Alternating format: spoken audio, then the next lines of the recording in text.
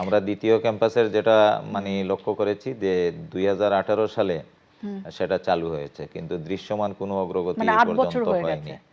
Sir, এই দুইটা প্রায় আপডেটে একটু নিশ্চয়ই অনেকেই জানতে চান, যারা জগন্নাথ বিশ্ববিদ্যালয়ের কিংবা যারা সচেতন নাগরিক আছেন, যে যে কারণে আসলে জগন্নাথের শিক্ষার্থীদের রক্ত ঝরলো যমুনার সামনে 5ই আগস্টের পরের সময়েও, সেই দাবিগুলোর আসলে কি হলো। একটা হচ্ছে আবাসন ভাতা যেটা তারা বলছিলেন, এবং দ্বিতীয় ক্যাম্পাস।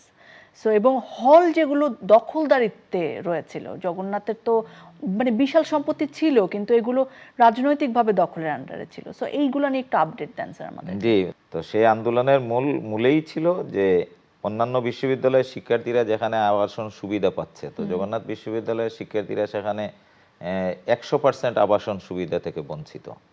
তো এই দৃষ্টিকোণ থেকে যে যতক্ষণ পর্যন্ত আবাসন ব্যবস্থা না হবে ততক্ষণ পর্যন্ত সরকারের পক্ষ থেকে যেন একটা সম্পূরক বৃত্তির মতো কিছু দেয়া হয়, এই দাবিতে সেখানে আন্দোলন একটানা 3 দিন চলার পরে আমাদের তৎকালীন প্রশাসনে যারা ছিলেন তাদের সাথে এবং 2-1টি মিটিংয়ে আমিও ছিলাম।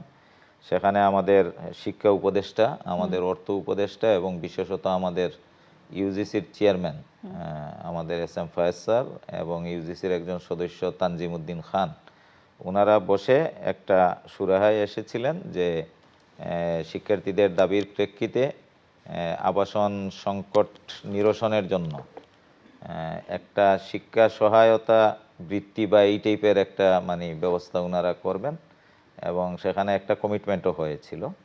আমি ভাইস চ্যান্সেলর হওয়ার পরে এটা নিয়ে আমি যখন কুজ নিয়েছি, আমি দেখলাম যে সেইটা এই পর্যন্ত কোনো একটা টাকাও কিন্তু আমরা প্রাপ্ত হইনি। তো এটা অবশ্যই আমাদের জন্য খুবই দুর্ভাগ্যজনক এবং খুবই এটা আমাদের সবাইকেই খুবই পীড়া দেয়, কারণ এই আন্দোলনে জগন্নাথ বিশ্ববিদ্যালয়ের শিক্ষার্থীদের পাশে সকল শিক্ষক, কর্মকর্তা, কর্মচারী এবং আপনার মিডিয়াও দাঁড়িয়েছিল আমাদের পক্ষে। কিন্তু এত সাপোর্ট থাকার পরেও আমরা সরকার প্রতিশ্রুত সেই শিক্ষা সহায়তা বৃত্তি বা যে নামেই অভিহিত করি না কেন, তার 1টি টাকাও এই পর্যন্ত আমাদের অ্যাকাউন্টে আসেনি বা আমরা পাইনি। তো আমি ভাইস চ্যান্সেলর হওয়ার পরে আমি ইউজিসি এবং শিক্ষা মন্ত্রণালয় সহ অনেক জায়গায় যোগাযোগ করেছি এবং আমাকে আশ্বস্ত করা হয়েছে যে সেখান থেকে কিছুটা হলেও মানে আমাদের শিক্ষার্থীদের জন্য একটা বরাদ্দ দেয়া হবে, এবং আমি এটার উপরে বিশ্বাস রাখতে চাই এবং সেটা যদি আমরা পাই তাহলে সেটা আমরা আমাদের শিক্ষার্থীদের অন্ততপক্ষে কিছুটা হলেও সহায়তা দিবে বলে আমি প্রত্যাশা ব্যক্ত করি। এটা হলো আবাসন যে বৃত্তির বিষয় আপনি বললেন সেটার আপডেট। আর দ্বিতীয় ক্যাম্পাসের যে বিষয়টি সেটি আমাদের 2008 থেকেই কিন্তু এই প্রকল্পটি চালু আছে, এবং এই প্রকল্প নিয়ে অতীতে রূপকথার কাহিনীর মতো আমরা অনেক কাহিনী শুনেছি, এটা অনেকেই জানে, জাতীয় প্রচার মাধ্যমেও অনেক প্রচারিত হয়েছে, এবং ওই পারে জমি কিনা থেকে শুরু করে যাবতীয় সবগুলা কাজ ওই সময়কার ভূমি কুখ্যাত অনেকেই জড়িত, সেই কাহিনীও আমরা শুনেছি। বাট কাজের যে বাস্তবতা সেটা কিন্তু কিছুই দৃশ্যমান হয়নি।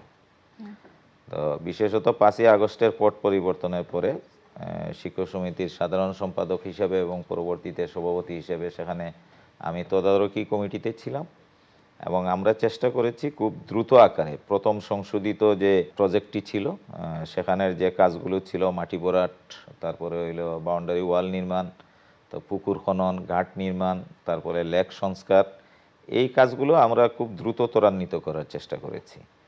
তো 2008-এর এই প্রজেক্ট হবে, দৃশ্যমান কিছুই হচ্ছে না, এই হতাশা থেকে শিক্ষার্থী এবং সবারই দাবির পরিপ্রেক্ষিতে এক পর্যায়ে সেটা সেনাবাহিনীকে হস্তান্তর করা হয়, ইউজিসি এবং মন্ত্রণালয়ের যৌথ উদ্যোগে বিশ্ববিদ্যালয় সহ।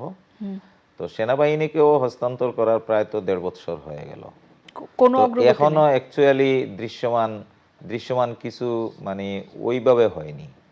হয়তো কিছু টুকটাক কাজ হয়েছে, বালুঘাটের কাজ হয়েছে, তারপরে ঘাট নির্মাণটা কমপ্লিট হয়েছে, তারপরে ওখানে প্রকৌশলের একটি ভবন, সেটির আমরাই মানে ছাদ ঢালাইয়ের ব্যবস্থা করেছি।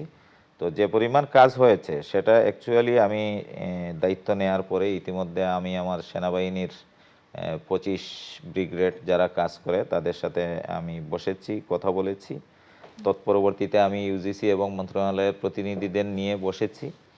গুরুত্বপূর্ণ একটি বডি পিএসসির মানে বডিতে বসেছি, যে বডিতে শিক্ষা মন্ত্রণালয়ের প্রতিনিধি ছিলেন, পরিকল্পনা মন্ত্রণালয়ের প্রতিনিধি ছিলেন, পরিকল্পনা কমিশনের সদস্য ছিলেন, ইউজিসির মেম্বার ছিলেন, সবাইকে নিয়ে। তো সেখানে আমি যে জিনিসটি মূলত জানতে চেয়েছি যে এই পর্যন্ত আমাদের এই প্রজেক্টে কত টাকা বরাদ্দ দেওয়া হয়েছে এবং কয় পার্সেন্ট কাজ করা হয়েছে এবং কত পার্সেন্ট বিল পরিশোধ করা হয়েছে। তো আমাদের সেনাবাহিনীর পক্ষ থেকে সেই হিসাবটি এখনো আমরা পাইনি, আশা করি হয়তোবা খুব দ্রুত পেয়ে যাব।